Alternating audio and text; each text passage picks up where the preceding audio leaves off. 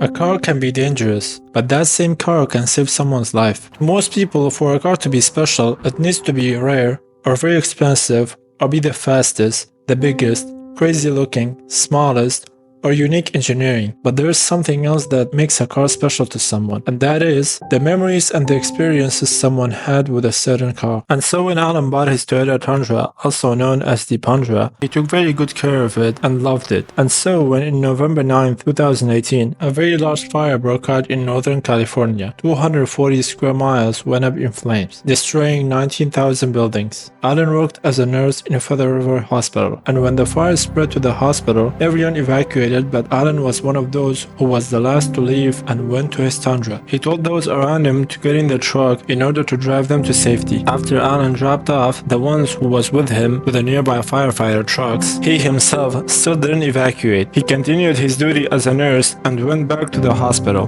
Here's some pictures Alan took in his truck. With the fire spreading really fast and many cars burned and were blocking the road, Alan was stuck and the flames were getting closer and closer to his truck. The flames got so close that Alan didn't think he would make it out alive. But then a bulldozer came and quickly cleared a path for Alan. Alan still didn't go to safety. Instead, he off-roaded back to the hospital and picked up more people. Then he finally evacuated. Alan said that he wasn't too much into the Tundra and that it was more for his family, and his wife chose it. But then he slowly modified it, and after all these events and heroic actions, Alan posted his Tundra, the Marshmallow, on his Instagram to show his appreciation for the truck and the community. Then Toyota answered and gave Alan a brand new Tundra.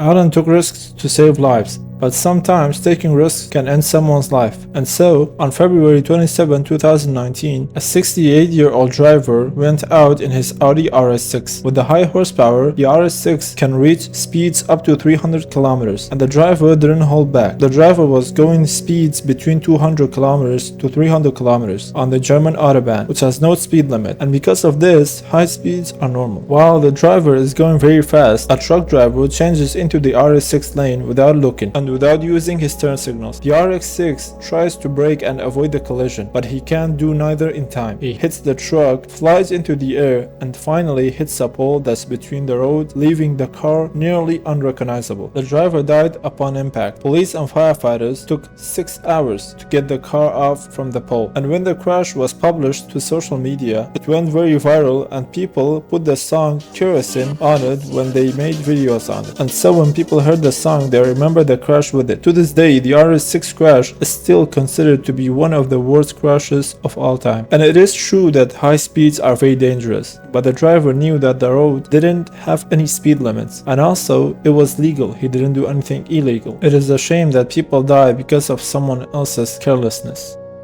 The thrill of speed can be shared between the RS6 and Ken Miles in the Ford GT. If you're planning to watch the movie, skip to this time to avoid spoilers. In 1963, Ford offered to buy Ferrari to have a better chance at winning in the 24 Hours of Le Mans, but Enzo Ferrari declined and insulted Ford and the company. In return, Ford made the GT40 and Ken Miles was one of the drivers. Even though they lost in the first year, in 1966 they won the 24 Hours of Le Mans. With the performance of the Ford GT and the amazing driving skills of Ken Miles, the win was secured for Ford. After many winnings like the 24 Hours of Daytona and the 12 Hours of Sebring in 1966, and at last winning in the 24 Hours of Le Mans, Ken Miles, after all these races, was still testing the Ford GT. When testing for the Ford J car began, Ken Miles unfortunately passed away in an accident while testing the car, but the Ford GT40 that Ken Miles drove is still here to this day in the Shelby American Museum in Boulder, Colorado. For Ken Miles, I think you can say that he passed away doing what he most loved, and while crashes usually happen on the ground, the Mercedes CLK flew into the air and gained wings. In 1999, in the 24 Hours of Le Mans, one of Mercedes' cars, Mercedes CLK or CLR, went flying. While doing 100 miles per hour, which equals to 300 kilometers per hour, the Mercedes CLK GTR went facing a downhill because the downforce on the rear of the car was much more than the downforce on the front of the car. The car went into the air and didn't even land on the track. The CLK GTR was driven by Peter Dumbrick, who survived the crash without being harmed.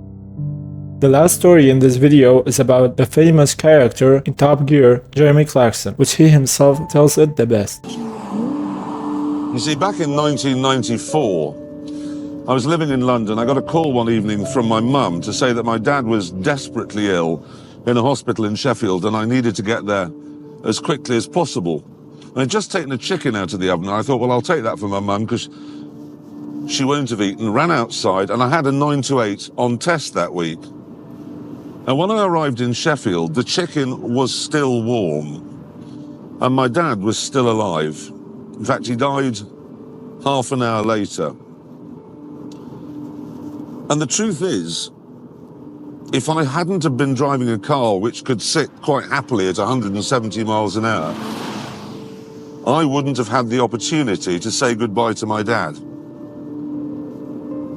So as far as I'm concerned, the 9 to 8 is all right.